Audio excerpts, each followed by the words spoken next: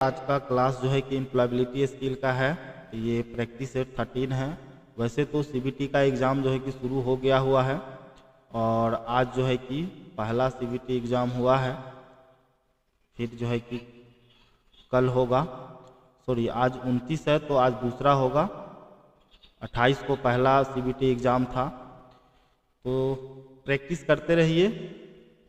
जिनका एग्ज़ाम हो गया है उनके लिए तो नहीं है, लेकिन जिनका एग्ज़ाम अभी तक नहीं हुआ है उनके लिए है, तो प्रैक्टिस आप ज़रूर करते रहिएगा। तो चलिए क्वेश्चन की ओर मूव करते हैं, देखते हैं क्वेश्चन क्या है। देखिए फर्स्ट क्वेश्चन जो है कि आपके स्क्रीन पे है।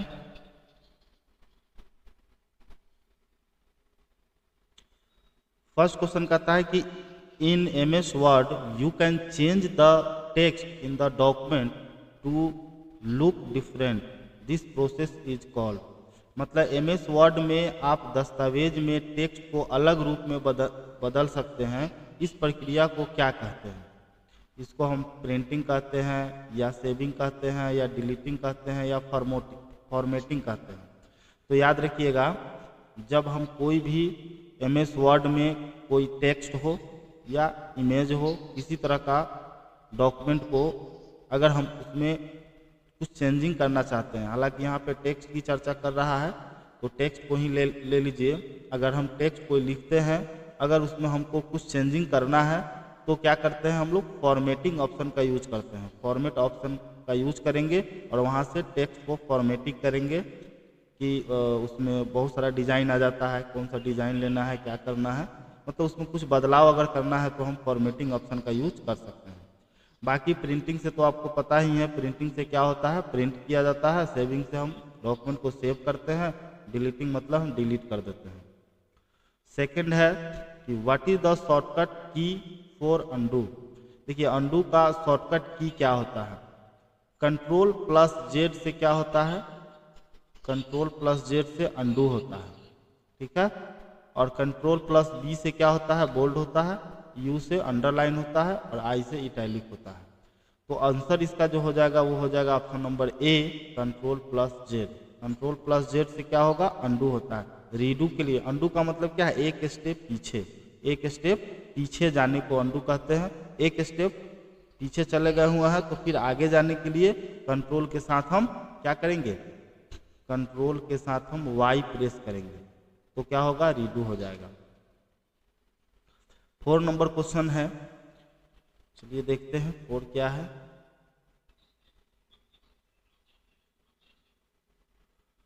फोर नंबर क्वेश्चन कहता है कि Chris type the sentence soon he realised that the previous sentence was correct, which option can be use to change it back. Incorrect होना चाहिए ना।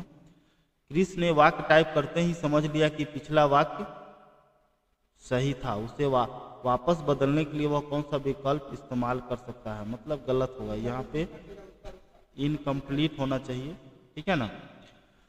तो जैसे ही सेंटेंस में वो टाइप किया और टाइप किया तो क्या हुआ कि कुछ उसको लग गया कि पहले जो हमने सेंटेंस टाइप किया था उसमें कुछ गलती पाया गया है, तो उस समय वो क्या करेगा? ठीक है, यहाँ पे क्वेश्चन में थोड़ा सा मिस्टेक है, इनकरेक्ट होगा इंग्लिश में यहाँ पे, ठीक है, याद रखिएगा। ये सही नहीं था, गलत था। उस केस में वो क्या करेगा? सेव करेगा, प्रिंट करेगा, अंडू करेगा या कट करेगा? तो वो अंडू करेगा, ठीक है ना। तो इसका आंसर क्या हो जाएगा? वापस बदलने के लिए क्या कर सकता है वो? ऑप्शन नंबर सी का यूज करेगा, समझ गया, अंडू करेगा। क्योंकि कोई भी चीज़ जब हम टाइप करते हैं तो गलती से अगर कोई चीज़ टाइप हो जाता है, या तो हम बैक स्पेस से 1 बाय 1 करके हम पीछे जाएंगे, मतलब टेक्स्ट को डिलीट करते हुए जाएंगे, या हम क्या करेंगे अगर गलत हो गया है तो कंट्रोल के साथ Z प्रेस कर देंगे, तो क्या होगा? जो गलत हमारा था वो हट जाएगा। चलिए आगे देखते हैं 5 नंबर कि Paul wants to save his word document of a project, which layout format should be he use for all official documents. मतलब क्या है? पॉल अपने प्रोजेक्ट का वर्ड डॉक्यूमेंट सेव करना चाहता है उसे सभी आधिकारिक दस्तावेजों के लिए कौन सा लेआउट फॉर्मेट इस्तेमाल करना चाहिए। तो समझ जाइए कि ऑफिशियल डॉक्यूमेंट्स के लिए उसको कौन सा फॉर्मेट चाहिए, पोर्ट्रेट चाहिए, लैंडस्केप चाहिए, कट या अनडू, क्या होना चाहिए इसका करेक्ट आंसर। तो इसका करेक्ट आंसर जो होगा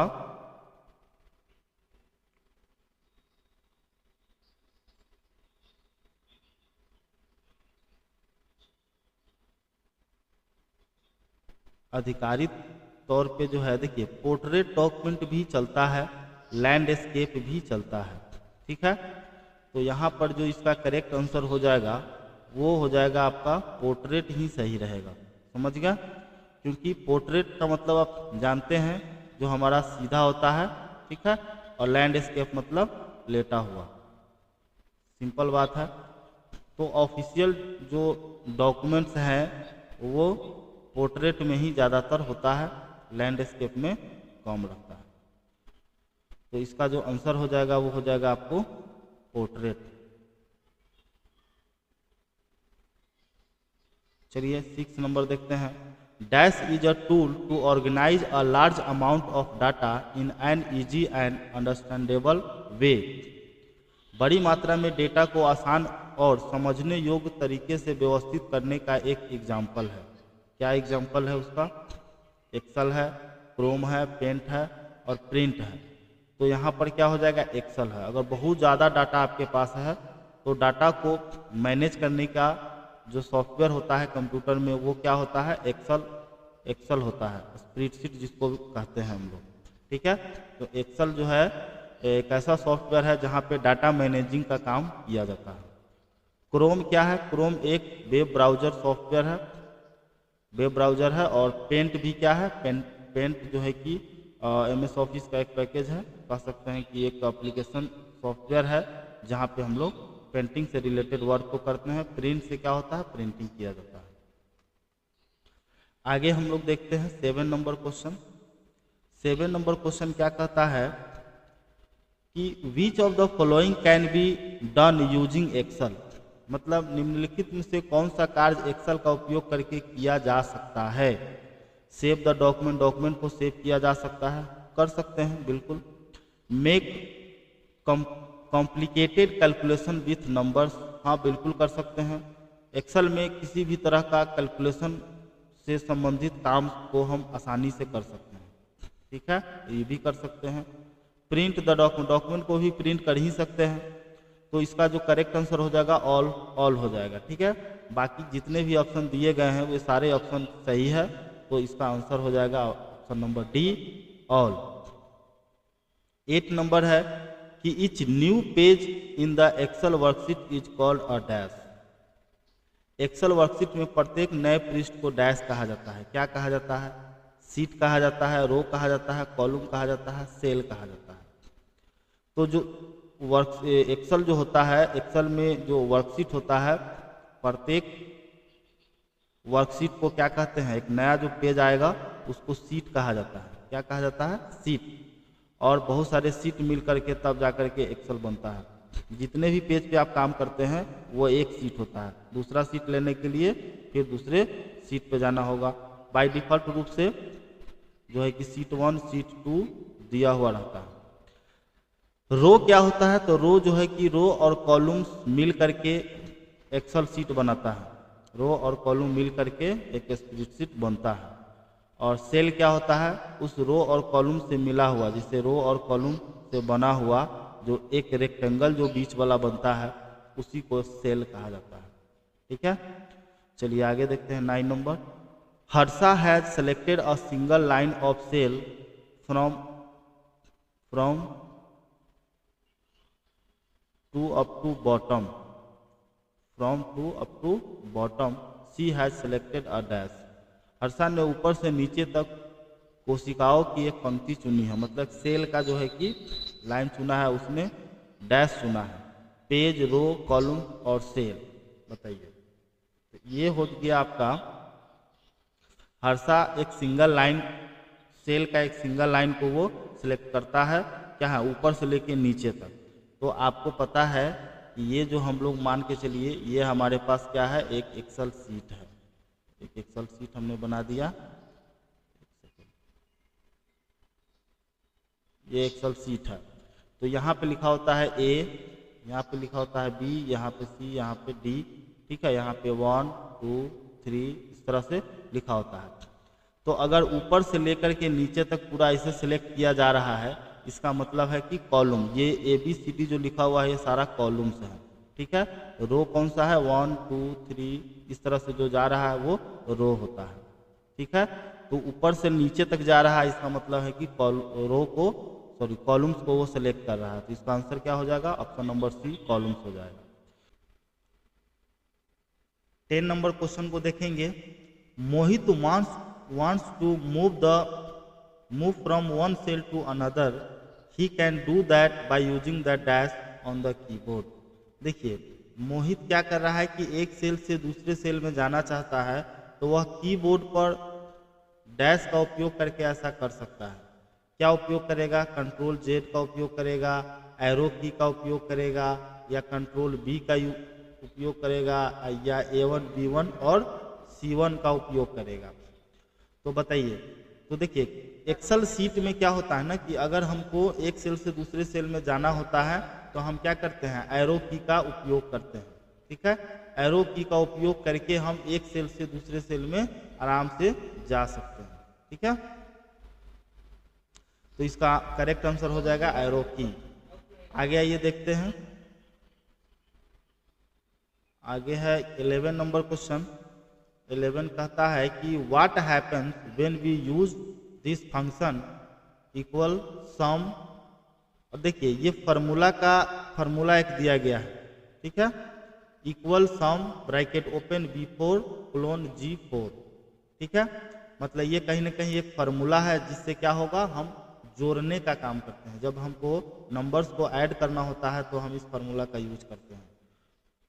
तो यहाँ पे ऑप्शन दिया है the numbers in cell from B4 to G4 are added, the number from B4 will be copied, the number in B4 is deleted, और the number from G4 will be copied. ये सब answer बिल्कुल गलत है, ठीक है। Option A हमारा correct answer हो जाएगा, ठीक है। क्योंकि सम जैसे ही आ गया समझ जाइए कि हमको जोड़ने का काम करना है। और ये जो दिया गया है अंदर में, इसको हम लोग बोलते हैं सेल रेंज। क्या बोलते हैं, सेल रेंज। कहाँ से कहाँ तक को ऐड करना है वो यहाँ पे दिया जाता है। और इक्वल साइन एक्सेल में कोई भी फार्मूला लगाने से पहले इक्वल साइन देना जरूरी है, ठीक है। कोई भी मैथमेटिकल ऑपरेशन करना है तो इक्वल साइन कंपलसरी है देना। यहाँ पे सम है, मतलब जोड़ना है तो सम है, ठीक है। और एवरेज भी निकाल सकते हैं। देखिए नेक्स्ट क्वेश्चन एवरेज का ही है, एवरेज निकाल सकते हैं, सब्ट्रैक्ट कर सकते हैं, मैक्सिमम मिनिमम निकालते हैं। तो ये सब एक्सेल में है। तो 11 का हो गया ए नंबर। 12 नंबर है कि what happens when we use this function average. यहाँ पे एवरेज दिया है, सेल रेंज दिया हुआ है, तो इससे क्या होगा। तो एवरेज का मतलब जानते हैं कि औसत निकालना होता है। फार्मूला का यूज करके हम लोग औसत निकालते हैं। तो औसत कैसे निकालते हैं, तो एक्सेल में फार्मूला यही होता है, ठीक है। और करा कि the average of numbers in cells from B4 to G4 is calculated.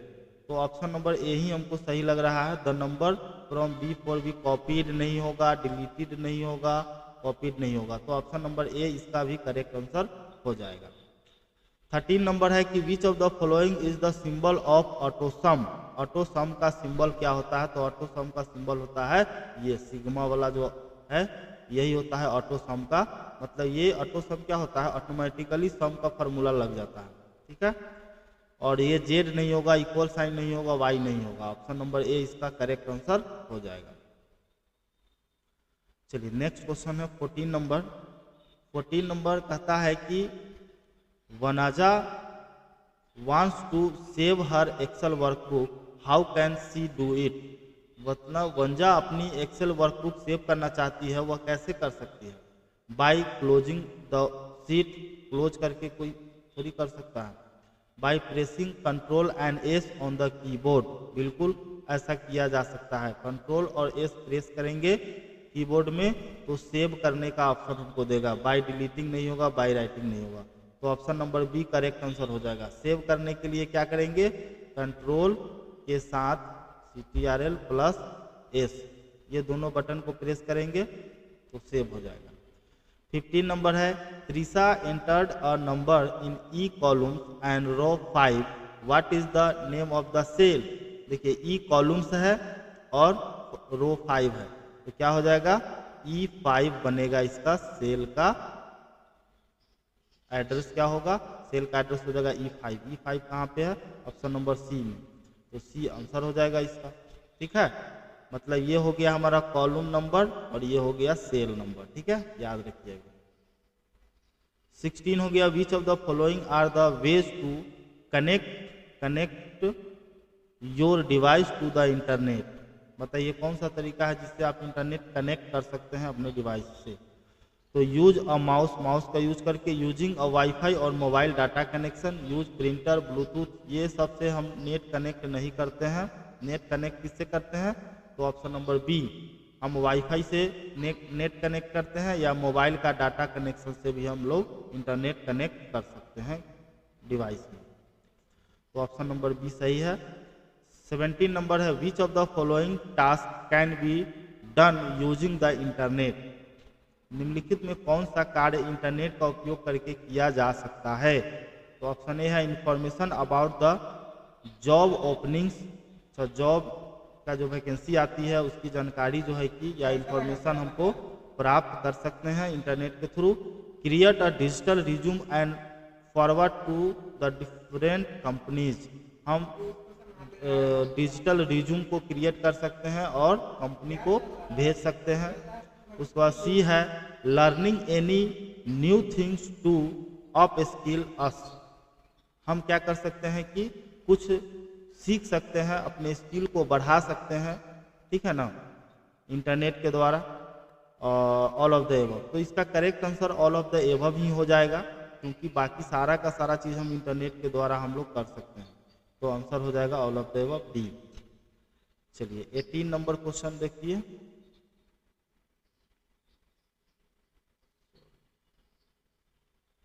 Number question कहता है निम्नलिखित में से इंटरनेट का उपयोग करने के शीर्ष लाभ कौन से हैं। सबसे ज़्यादा लाभ क्या है, speed of communication, safety, access to information, all of the above.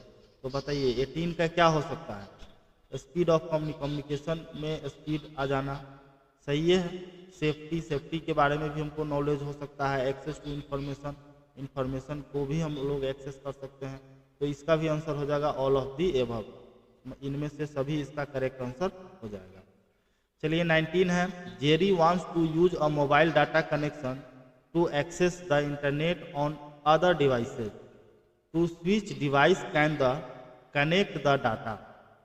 तो जेरी अन्य उपकरणों पर इंटरनेट एक्सेस करने के लिए मोबाइल डाटा कनेक्शन का उपयोग करना चाहती है, वह डेटा को किस उपकरण से कनेक्ट कर सकती है। बताइए, टैबलेट के साथ, डेस्कटॉप के साथ, टीवी के साथ, रेडियो के साथ। तो बताइए डाटा को एक्सेस जो है कि किस उपकरण के साथ कर सकती है, तो यहाँ पर हो जाएगा, देखिए एक्सेस करने के लिए मोबाइल डाटा कनेक्शन का उपयोग करना चाहती है। अच्छा, मोबाइल डाटा का वह यूज करना चाहती है, तो बताइए क्या करेगी, तो टैबलेट इसका करेक्ट आंसर हो जाएगा। ठीक है, डेस्कटॉप नहीं होगा। अन्य उपकरणों पर इंटरनेट एक्सेस करने के लिए मोबाइल डाटा कनेक्शन का उपयोग हालांकि कर सकते हैं, डेस्कटॉप भी कर सकते हैं, टैबलेट पे भी कर सकते हैं। ठीक है, तो डेस्कटॉप भी करेक्ट आंसर हो जाएगा। ठीक है, क्योंकि मोबाइल डाटा का यूज करके हम डेस्कटॉप को भी चला सकते हैं। ठीक है, लेकिन डेस्कटॉप पे चलाने के लिए जो है कि आपको एक वाईफाई रिसीवर की ज़रूरत पड़ती है ना, तो इसको भी करेक्ट आंसर नहीं है, बोलिए टैबलेट ही सही आंसर हो जाएगा इस ऑप्शन में, क्योंकि डायरेक्ट जो है कि डेस्कटॉप पे भी आप मोबाइल का डाटा यूज नहीं कर सकते हैं, इंटरनेट कनेक्ट नहीं कर सकते हैं मोबाइल से, क्योंकि उसको भी यूज करने के लिए आपके पास क्या होना चाहिए, वाईफाई रिसीवर होना चाहिए। तो ये नहीं, यहाँ पे टैबलेट ही रहने दीजिए, करेक्ट आंसर। आगे है 20 number question, Ram wants to use the wifi connection, which of the following statement is correct.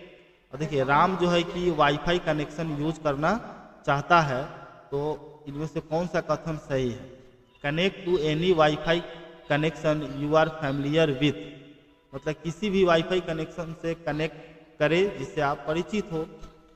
Connect your device to any wifi connection that you are not familiar with, मतलब किसी भी device से जो है कि वो वाईफाई कनेक्शन से connect करेगा जिससे वो जानता पहचानता भी नहीं हो, मतलब उसके साथ फैमिलियर नहीं हो, तो ये भी आंसर सही नहीं होगा। Connect your device to any wifi connection shared by stranger, नहीं, ये भी नहीं कर सकते हैं। ऑप्शन नंबर इसका ए जो है कि करेक्ट आंसर हो जाएगा। तो उम्मीद है कि आज का जो क्लास था 20 क्वेश्चन का क्लास आपको समझ में आया होगा। तो प्रैक्टिस करते रहिए और सीबीटी एग्जाम में जो है कि अच्छा स्कोर कीजिए।